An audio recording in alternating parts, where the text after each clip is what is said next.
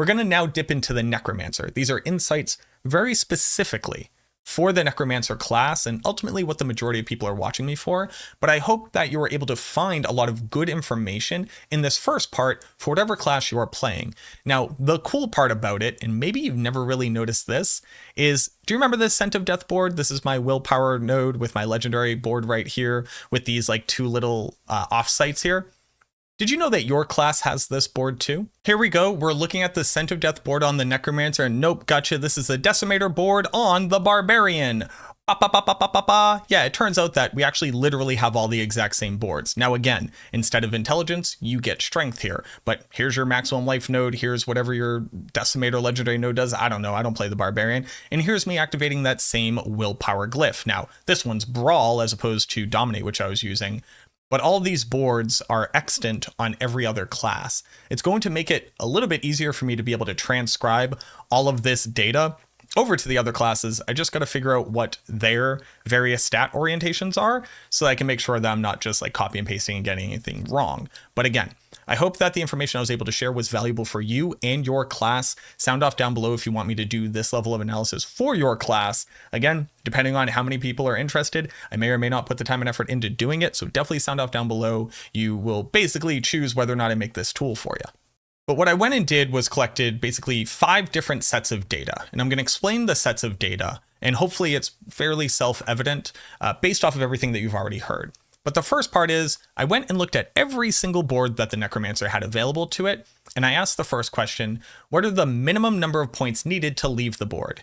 In this regard, we're talking about pathing. So again, getting to a glyph and then leaving the board through a different gate. This is pathing through the boards. And pathing through each one of the boards has some pretty interesting insights into how valuable those boards are. Not only that, I asked the question, how valuable is it if I want to activate an intelligence glyph for the bare minimum, activate a willpower glyph for the minimum, and activate the dexterity glyph for a minimum?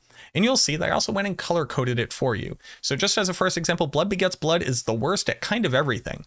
It's basically only slightly better than Bone Graft if you want to path out of it with a willpower glyph, but it's bad at pathing. What does that mean about Blood Begets Blood? You generally shouldn't path through it unless you need to. There will be certain circumstances, especially on like a Bloodlance Necromancer that wants to pick up the Blood Orb legendary node and the Overpower and the maximum life, so you have to path through it. But for other classes, you probably don't want to use this board if the stats aren't relevant to you. And when we go and look at each one of the boards and kind of figure out what they're all the best at pathing through, that's actually how you get that 9 glyph board that I showed you. I asked the question, if I pick the most efficient path through every single board with their best glyph or their second best glyph, what does that look like?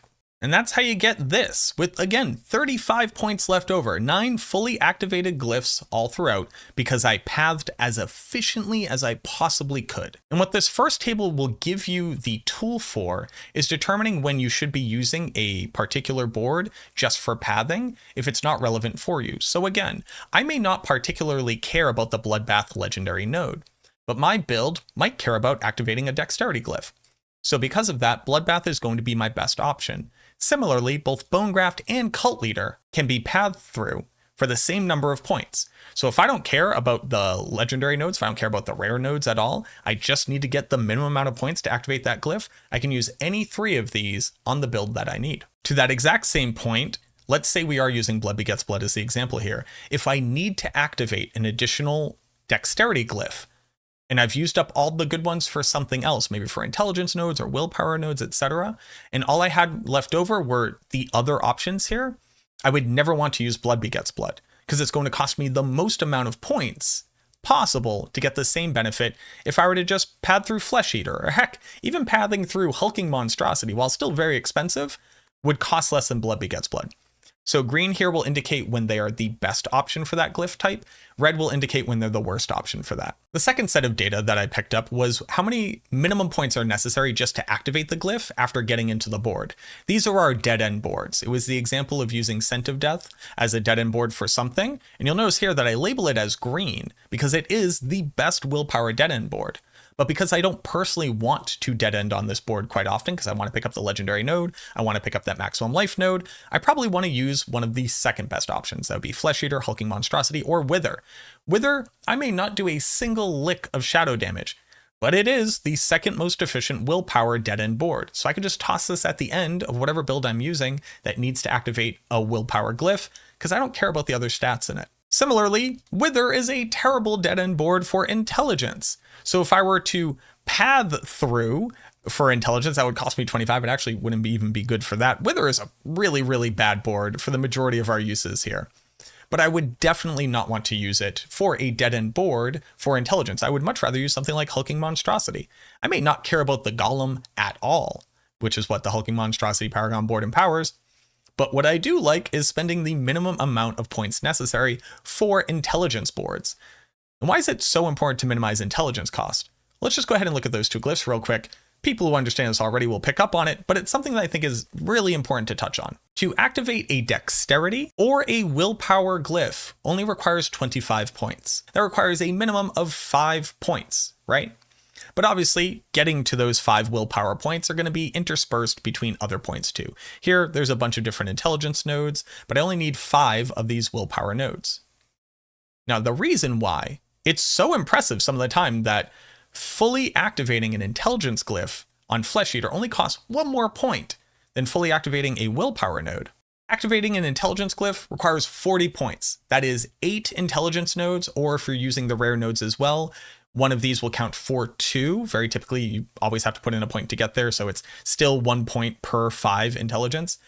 But the fact that you can fully activate a glyph that needs 3 more nodes to be able to do it in only a single additional node lets you know just how efficient these boards are for activating those glyphs, and how even though these requirements can be higher, by intelligently using a dead-end board as opposed to a pathing board, you can basically cheat out 2 to 3 additional free points just from being efficient. The second to last section here is what is the minimum point requirement building into a Paragon board and maxing out a glyph, getting the maximum total benefit of that glyph, as much of a stat as you possibly can. Here on our starter board, we're using Gravekeeper because it turns out that pathing through for a dexterity glyph on your starter board is 1 point more efficient than pathing through for an intelligence glyph on that exact same board.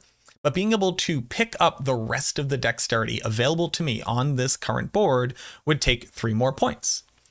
That feeds into the relative efficiency coefficient of how good that board is at getting you stats per point. Now again, Gravekeeper here isn't necessarily a great example because it doesn't get us any additional benefits, but let's look at the Essence Glyph. Without putting those additional points in, it would give me the minimum benefit for Essence. It would get me 114 additive damage. Putting in 3 more points will get me up to a whopping 154 additive damage. Now, if the Glyph strength is changed in the expansion, or heck, even in Season 5, or if just the relative, availability of additive damage is changed in some way, maybe you care about maxing out these glyphs. In every circumstance, this isn't the most dexterity that I could have gotten. Over on the Bloodbath board, there are significantly more nodes that I could put points into to be able to push the benefits of this glyph even further. So how do these two boards stack up for their efficiency of how much bonus you get per how many Paragon points you need to spend? The starter board for dexterity, very low coefficient here. You can use a total of 24 points to get 39 dexterity. And since how much critical strike damage we get is based off of how much dexterity we get, the efficiency here, literally how many points per Paragon point, is 1.63. You get 1.63 dex per Paragon point. Whereas on Bloodbath, you could spend 22 points, so 2 points less than it would cost on your starter board, and get 49 dexterity. So you get 10 more dexterity, which is basically 40 more additive damage for 2 less points. The coefficient here per point is 2.23. Now the number isn't super important. I'm just using that as a way of measuring the efficiencies here. But interestingly enough, you'll see in this exact same datasheet that I have Cult Leader as the best board here. Now, why is that? For a mere 17 points, 17 Paragon points, you can get 39 dexterity. So 5 more points over here should be equal to 25 more dexterity, but it's actually only equal to 10 more dexterity. So here the coefficient is better. I'm getting more dexterity per point, meaning I'm getting more additive damage per point than the other option I have available to me. But that doesn't mean that I always want to make this choice, because maybe I just want as much as possible. So I'm willing to eat those additional 5 Paragon points because it wouldn't get me more benefit somewhere else. That's never true currently, but that's why I have them differently labeled and why I thought it was good to call it out. Just for the people like want to maximize additive damage, this will be more relevant for you. I think that this may be more relevant in the future, but at least as it stands right now, it's there. You can look at it, you can kind of think about it, it's kind of interesting, but I would basically never recommend maxing out any of your glyphs because the additive damage bonus, again, is not worth the amount of points that you could get somewhere else. But there are circumstances where you're left over with 5, 6 Paragon points. You already have maximum res, you already have maximum armor, you're not going to reach a new rare node, and you just kind of got to ask the question, what is the most additive damage I could pick up?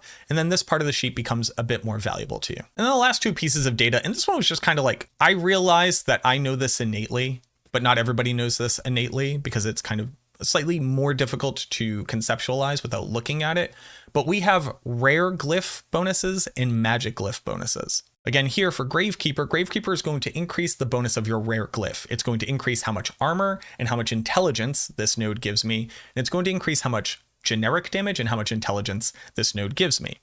In a lot of circumstances, using a rare glyph to increase these bonuses is just kind of like generally good. It's not super important, but it is generally good. Because the Flesh Eater board is typically very good for dexterity, all the dexterity that you need is lumped very easily and accessibly within this very small area. It leads down to the legendary node very easily, and then also pads out following the rule of 5. You'll typically see Flesh Eater used as a dexterity node. And because of that, you can put something like Gravekeeper, the dexterity empowering rare node boosting glyph, here. Now, why ever would you do that? Well, we're going to gain all resistance, and we're going to gain damage to elites. Damage to elites, one of the more valuable additive damages in the game, because really the only thing that you need to care about killing are bosses. Bosses are elites, as well as the elite monsters in something like the pit. So getting additional intelligence, getting additional high value additive damage, generally very good, and historically speaking, we kind of always did this by empowering these nodes right here. Nowadays, you don't really need the all res from this node to be able to reach cap because we have so much intelligence on our gear, and the additive damage again is just generally lower value. So you may see people not putting Gravekeeper here, but this is why you will often see it, because we want the benefit of Gravekeeper, which is a huge damage multiplier whenever we are near corpses at any given time. And then because it increases rare nodes, that's one of the best ones to put it in. Now, similarly, we have magic node boosting options here. And these ones are just significantly less important because the magic nodes that we have available to us will never give us intelligence. They'll typically give us some kind of generic additive damage, some additional willpower or dex, which used to be important for being able to meet the requirements for the rare nodes in your Paragon board. But that's so easy and trivialized at this point that's not very important. But there's one example where a magic node boosting glyph is really powerful, and it's on the worst board that the Necromancer has. Blood begets blood. I promise you, there was a use for this board in general, and it is very specifically in the case of an intelligence requirement glyph and the boost that it offers. We'll use Amplify, Sacrificial, sometimes Corporeal here. They're all glyphs that say give you a 10% damage multiplier just for activating it and increase magic nodes. Well, if we go look at the magic nodes around here, we'll see Willpower, not particularly valuable, but a little bit of additive damage there. We see Blood Orb Healing. Now, back when we thought you would need a ton of Blood Orb Healing to be able to reset Rathma's Vigor very quickly, this was kind of like super hyphy. Nowadays, we get so much maximum life that a single Blood Orb with no healing received will actually just trigger Rathma's Vigor for you. So like this whole part of the board is just completely rest in peace. But it's this rare node, Blood Empowered, where it becomes relevant.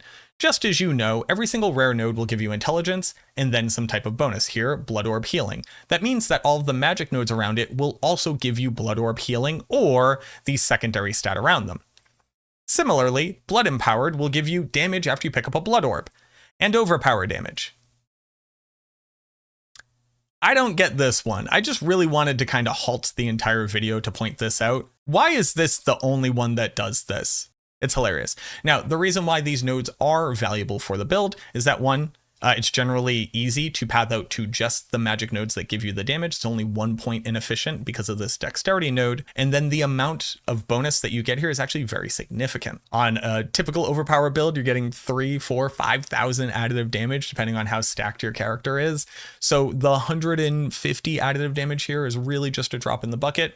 but on much lower gear and on lower power scale, this amount of additive damage is actually fairly significant. If you're somebody who doesn't want to necessarily look at all of these tables and understand all of the data, I did make a notes section, and I also included notes for each board where I put the data individually just so you can kind of look at it. Maybe you're like, oh, what does Bloodbath offer me? You can go look at what Bloodbath offers you. But for the notes in general, intelligence in a pathing board is the least efficient option always, only because it takes more points to do it, typically, because it literally requires more intelligence to activate the glyph. Now, that being said, do not be led astray by the fact that pathing through intelligence here would take 1 more point than willpower, meaning I should never path with intelligence. Because again, we don't really care about willpower, the stat, or dexterity, the stat. But activating any glyph will get you 40 intelligence, which increases your base skill damage, also increases your resistances, so it's easier to max them out. So basically the note here is, while it is true that pathing with an intelligence glyph is less efficient than dexterity or willpower every single time, it is generally more valuable. So spending that 1 more Paragon point to do it in some circumstances is definitely worth the benefits that you get from the stats. The opposite end of this is that willpower and dexterity glyphs are the most efficient pathing board glyphs. So generally you would want to dead end with an intelligence glyph if you could in a perfect world, and you would always want to path through boards that you don't care about with dexterity or willpower glyphs. It's going to save you 1 Paragon point, but that can be the difference between activating a legendary node and not activating one. General insight 3, Blood Begets Blood is just the worst pathing board. It's just so bad. It's the worst for intelligence, it's the worst for dex, it's the second worst for willpower. I already touched on this, but I needed to make a note out of it. The board just sucks. This is an insight that is like more particular to that idea of just when you're first getting into the Paragon board or just when you are starting off and your gear isn't great. Placing an intelligence glyph in your starter board allows you to choose between more maximum armor or just straight up damage. If you're on lower gear, you get to pad through the armor without being inefficient because it takes the same number of points to activate the glyph, etc. On the other end, though, once you have enough armor to be able to reach cap, you want to swap over to that maximum damage because it's 1 point more efficient now that I think about it. But on top of that, you literally just gain more benefit out of it because getting more armor doesn't do anything, but getting more damage always will, even if it's a very small, insignificant amount. Another insight, just because I realized that this data might lead people very slightly astray, you always have to path out of your starter board. So when we're talking about the minimum points needed to activate a glyph, that doesn't really apply to the starter board.